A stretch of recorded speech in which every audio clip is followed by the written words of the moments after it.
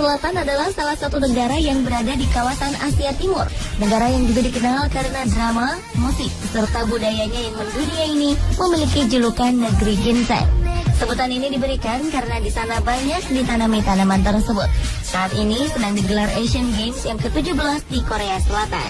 Pesta olahraga se-Asia ini telah terselenggara sejak 18 September lalu dan akan berakhir pada 4 Oktober nanti. Sampai berita ini dibuat, kontingen Indonesia berhasil meraih 2 emas. Emas pertama dipersembahkan oleh ganda putri Grecia Poli dan Nitya Krishinda Maheswari dari cabang bulu tangkis sektor ganda putri. Sedangkan pasangan Muhammad Ahsan dan Hendra Setiawan mempersembahkan emas kedua setelah mengalahkan Lee Yong Dae dan Yo Young Son di final. Dan berbagai hal menarik terdapat di negara ini. Malam ini On The Spot telah merangkumnya dalam 7 keunikan di Korea Selatan.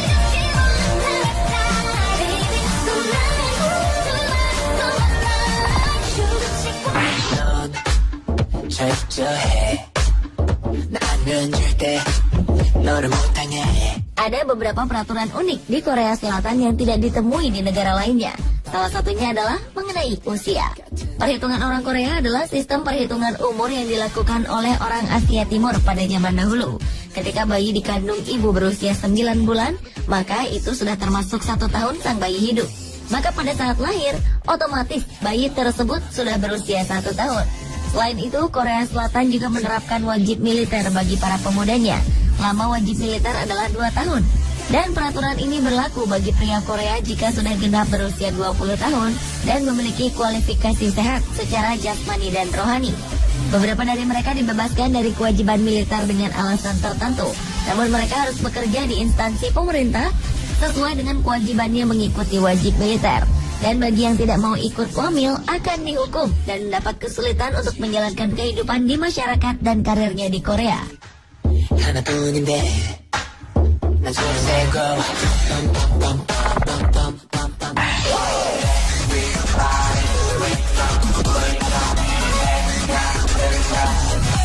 Di Korea terdapat sebuah tempat liburan unik.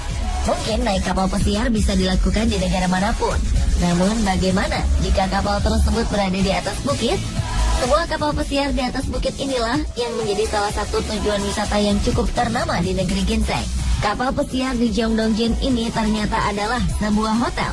Hotel bernama Korea Sun Cruise Resort ini merupakan resort pertama di dunia dengan bentuk dan desain sebuah kapal besar dan megah.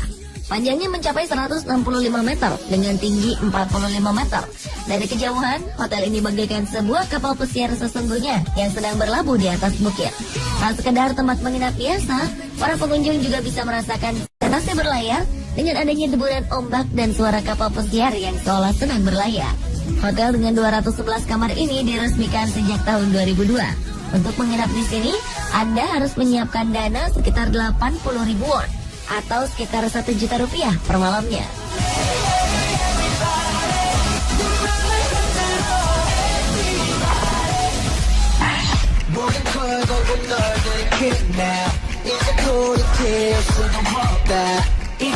Korea memiliki beberapa museum menarik untuk dikunjungi. Salah satunya adalah Museum Ayam yang berlokasi di Bukchon. Museum ini dikenal dengan Seoul Museum of Chicken Art. Museum ini merupakan museum milik pribadi yang dibuka pada Desember 2006. Dalam bahasa Korea, museum ini sebenarnya disebut Pusat Budaya Seni Ayam. Ini berarti, museum ini berisikan semua karya seni yang berhubungan dengan ayam. Selain Museum Seni Ayam, ada juga Museum Coklat yang ada di Seogwipo, Pulau Jeju. Museum ini merupakan museum coklat terbesar kedua di dunia. Museum ini juga masuk ke dalam salah satu museum coklat terbaik di dunia. Pengunjung bisa melihat dan menikmati coklat-coklat segala bentuk, mulai dari yang terkecil hingga dengan ukuran yang sangat besar. Pengunjung juga bisa melihat cara pembuatan coklat dan mencicipi coklat buatan tangan.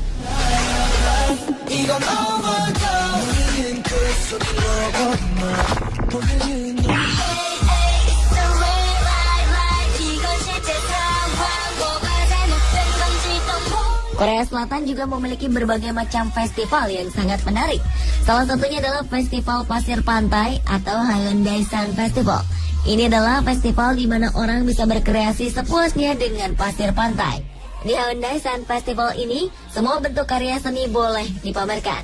Haeundae di Busan ini adalah salah satu pantai terbesar dan terkenal di Korea. Selain itu ada festival tomat. Umumnya festival tomat terselenggara di Eropa. Namun di Korea ada juga festival serupa yang diadakan setiap tahun.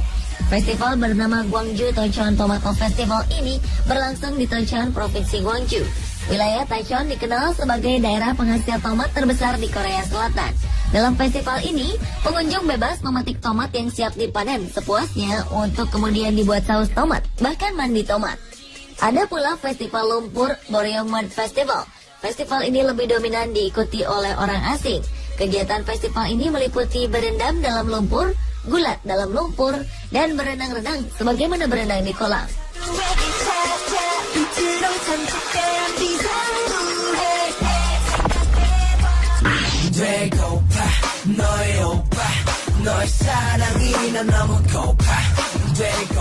Anda juga bisa menikmati wisata horor di Korea yang sangat identik dengan musim panas.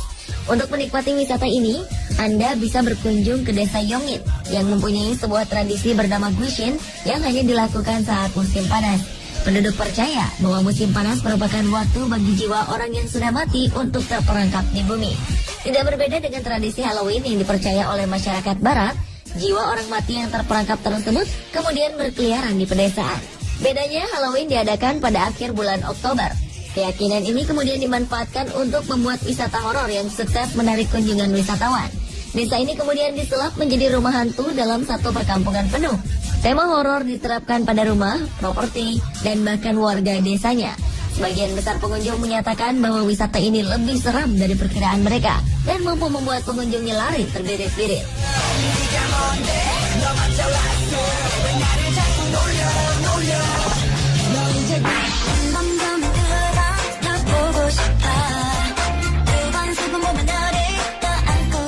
Keunikan Korea berikutnya adalah jembatan air Banpo yang terletak di Seoul.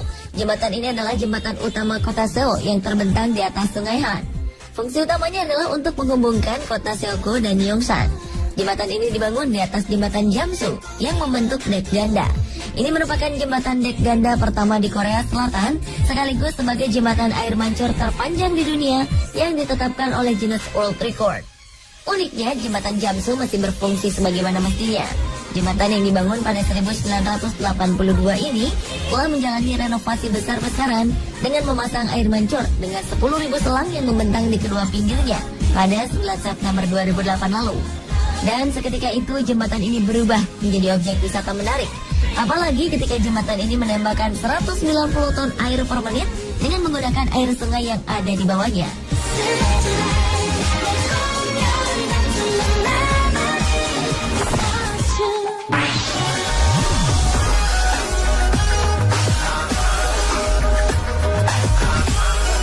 Pergaulan anak muda Korea membuat beberapa kafe bertebaran. Kafe-kafe bertema unik pun muncul di sini. Salah satunya adalah Princess Diary Cafe. Di sini pengunjung bisa minum di kafe sambil mencoba aneka macam gaun, mulai dari gaun pengantin dengan aneka macam model hingga hanbok yang mewah. Biayanya disesuaikan dengan gaun yang dipilih. Kisaran harganya adalah sekitar Rp170.000 hingga Rp460.000. Jika hanya ingin minum dan berfoto, biasanya pengunjung hanya menghabiskan sekitar Rp140.000. Kafe ini berlokasi di dekat Ewha Women University Station. Ada pula Cafe Domba yang terletak di Hongdae, Seoul. Kafe ini bernama Tank Nature Cafe. Sesuai dengan namanya, ada 2 ekor domba di dalam kafe ini. Para pengunjung bebas memberi makan dan berfoto bersama hewan berbulu putih ini. Selain itu, makanan dan minuman di sini terkenal lezat karena dimasak dengan bahan-bahan berkualitas. I'm Camper Cafe juga menyuguhkan konsep kafe yang berbeda. Uniknya, di sini pengunjung bisa makan dengan suasana perkemahan. Ada beberapa tenda di dalam ruangan yang dilengkapi dengan perlengkapan perkemahan lainnya. Menu makanan yang ditawarkan sebagian besar dimasak dengan cara dipanggang.